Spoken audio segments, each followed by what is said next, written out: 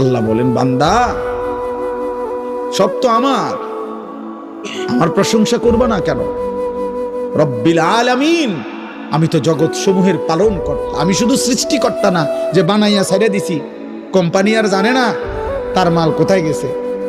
দুনিয়ার কোম্পানি তো এমন হয় যে কোম্পানি বানাইয়া ছেড়ে দিছে, বাজারজাত করে দিছে, প্রোডাক্ট করে, এখন আর কোম্পানি জানে না তার মাল কোথায়। রব বলেন, না, আমি এমন মালিক না, আমি রব।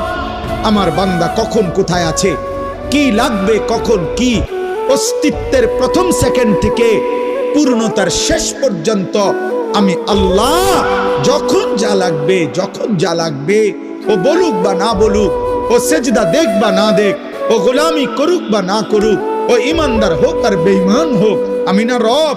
ওরে না আমি বানাইছি, আমি না খাওয়াইয়া রাখবো কেমন? আমি না ওরে বানাইছি। এই জন্য আমার বান্দা আমি সৃষ্টি করে ছেড়ে দেই নাই। আমি রব, আমি পালন কর্তা। প্রতি সেকেন্ড আমি খাওয়াই, প্রতি মুহূর্ত আমি পড়াই, প্রতিটা নিঃশ্বাস আমি নিতে দেই, হার্টের প্রতিটা স্পন্দন আমার অনুমতিতে চলে। হৃদয়ের টিকটিক ঘড়ির টিকটিক না, হৃদয়ের টিকটিক এটা রবের ইশারায়।